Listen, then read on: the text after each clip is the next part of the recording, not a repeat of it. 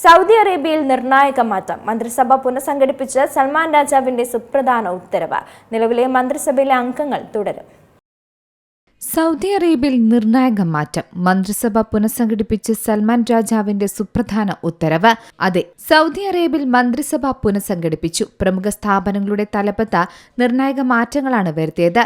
സൽമാൻ രാജാവ് പുതിയ രാജകീയ ഉത്തരവുകൾ പുറപ്പെടുവിച്ചതോടെ എല്ലാം മാറി. കഴിഞ്ഞ ദിവസം 3 സുപ്രധാന ഉത്തരവുകളാണ് മന്ത്രിസഭ പുനഃസംഘടനയുമായി ബന്ധപ്പെട്ട് മാറ്റം വരുത്തിയിരിക്കുന്നത്. സ്ഥാപന തലപ്പത്തെ പുതിയ നിയമങ്ങൾക്കും അംഗീകാരം നൽകിയിട്ടുണ്ട്.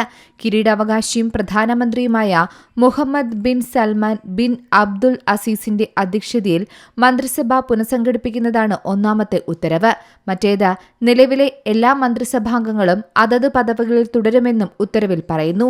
4 വർഷമാണ് മന്ത്രിസഭയുടെ കാലാവധി. ഈ കാലയളവിന് ശേഷം രാജകീയ ഉത്തരവിലൂടെ പുനഃസംഘടിപ്പിക്കണമെന്നുള്ള മന്ത്രിസഭാ നിയമത്തിലെ 9ാം വകുപ്പ് പ്രകാരമാണ് സുപ്രധാനമായ തീരുമാനങ്ങൾ എടുത്തിട്ടുള്ളത്. രണ്ടാമത്തെ ഉത്തരവിലൂടെ local content and government procurement authority director board chairman സ്ഥാനത്ത് നിന്ന് ബന്ദർ അൽ ഗുറൈഫിനെ ഒഴിവാക്കി. പകരം Abdul Aziz bin Salman bin Abdul അസീസിനെ പുതിയ അധ്യക്ഷനായി നിയമിക്കുകയും ചെയ്തു. കൂടാതെ ക്യാപിറ്റൽ മാർക്ക് അതോറിറ്റി ചെയർമാൻ സ്ഥാനത്ത് നിന്ന് മുഹമ്മദ് അൽ ഗുവൈസിനെ നീക്കി. പുതിയ അധ്യക്ഷനായി ചുമതലപ്പെടുത്തിയിട്ടുള്ളത് മാസിൻ അൽ സുദൈരിയെയാണ്. അദ്ദേഹത്തെ മന്ത്രിപദവിയോടെയാണ് പുതിയ അധ്യക്ഷനായി ചുമതലപ്പെടുത്തിയിരിക്കുന്നത്. പുതിയ ഉത്തരവുകൾ ഉടനടി നടപ്പിലാക്കാൻ ബന്ധപ്പെട്ട വകുപ്പുകൾക്കും ഭരണകൂടം കർശനമായ നിർദ്ദേശമാണ് നൽകിയിരിക്കുന്നത്.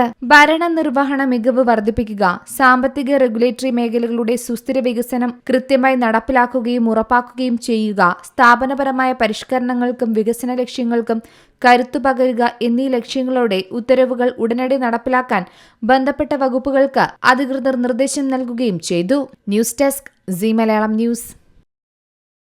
ഏറ്റവും പുതിയ വാർത്തകളും വിശേഷങ്ങളും വിരൽത്തുമ്പിലറിയാൻ സീ മലയാളം ന്യൂസ് എല്ലാ ഡിജിറ്റൽ പ്ലാറ്റ്ഫോമുകളിലും ലഭ്യം.